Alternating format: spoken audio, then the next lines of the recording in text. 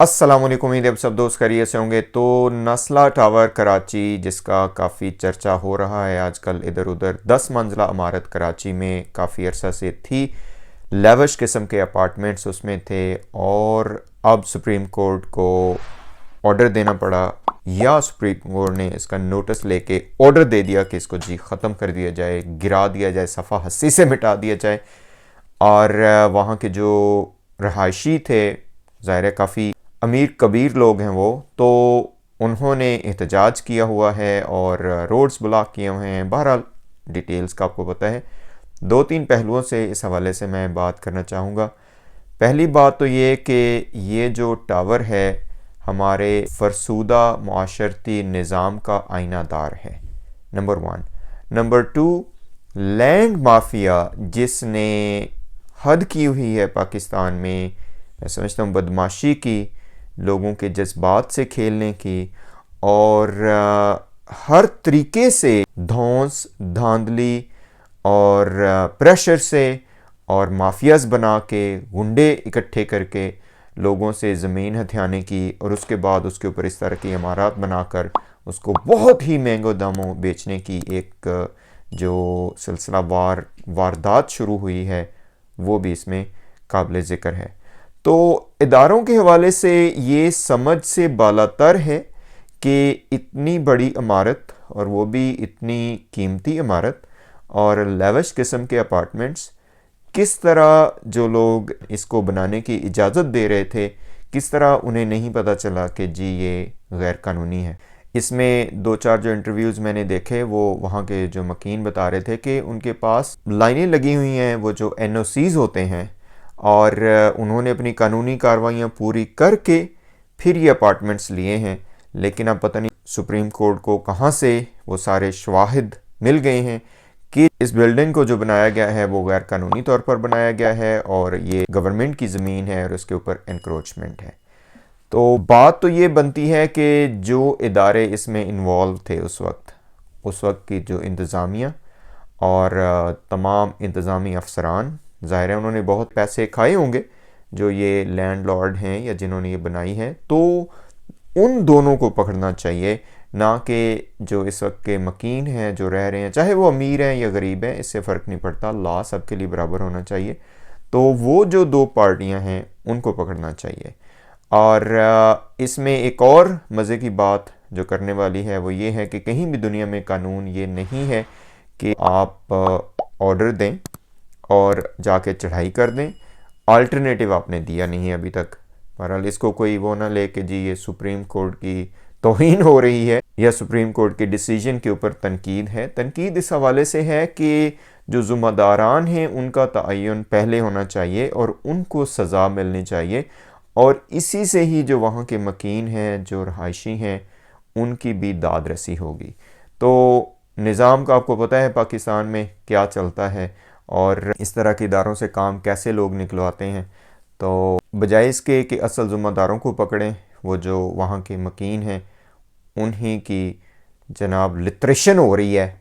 उधर जनाब लोग वो हुए पड़े हैं, ज़ख्मी हुए पड़े हैं, हॉस्पिटल्स में दाखिल हैं और डंडों के साथ उनकी सही धुलाई हो रही है। तो ये कानून है जनाब हमारा। अच्छा, उसके बाद चलते हैं लैंड माफिया की तरफ। अब जिस बंदे ने या जिस ग्रुप ने ये बनाया है नस्ला टावर, वो ज़ाहिर है कोई बहुत बड़ा मगरमच्छ होगा और ज़ाहिर है पैसा भी लगाया होगा उसने, और धौंस धांधली से अगर ये गवर्नमेंट की ज़मीन है तो उसने किसी तरीके से ले ली, हथिया ली। और जैसा कि मैंने पहले कहा कि इस वक्त एक दौड़ लगी हुई है लोगों से धौंस धांधली, धमकियों से, बदमाशी से पाकिस्तान में ज़मीन छीनने की। बहुत ही वो कहते हैं ना कि कोड़ी के दामों ख़रीदी जा रही है ज़मीन और उसको इंतहाई महंगे दामों बेचा जा रहा है। ये जितनी भी सोसाइटीज़ बनी हुई हैं जिसमें बहरिया टाउन सबसे ऊपर आता है, पता चला कि वो 100 रुपये मरला या इस हिसाब से ज़मीन लेते हैं और उसके बाद फिर उसको करोड़ों में बेचते हैं। अब इस टावर के बारे में भी जो ख़बरें आ रही हैं वो यही पता चल रहा है कि शायद ये जो बड़े बड़े लैंड माफियाज़ हैं उन्होंने ही कोई कारस्तानी की है और उनकी ही ये कोशिश है कि सुप्रीम कोर्ट इसके ख़िलाफ़ फ़ैसला करे। और इस टावर को ख़त्म होना चाहिए।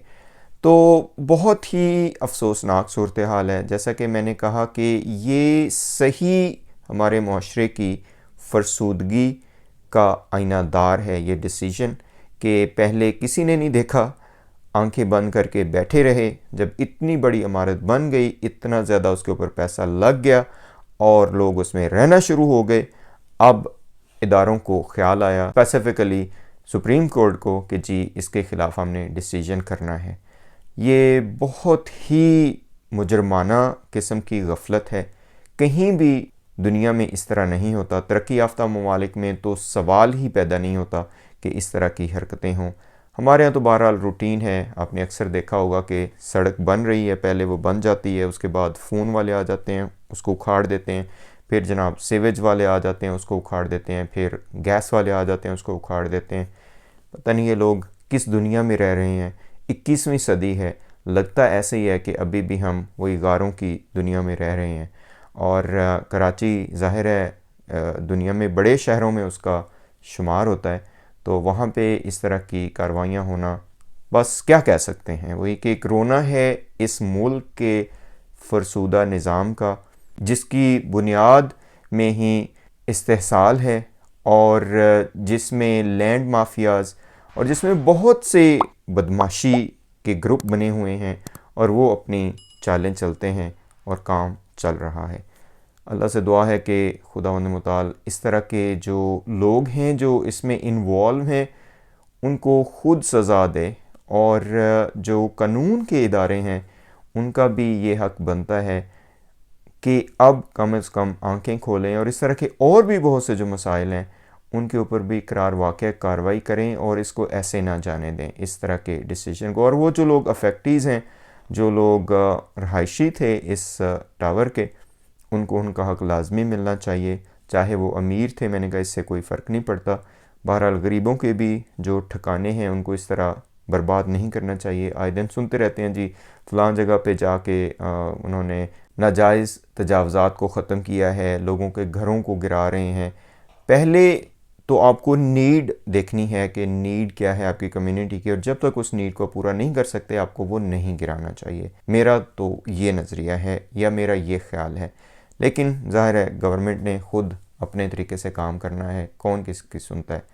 तो चलें जनाब, इंशाल्लाह जो अपडेट्स होंगी फिर आपकी खिदमत में पेश करेंगे। अस्सलाम वालेकुम रहमतुल्लाहि व बरकातुहू।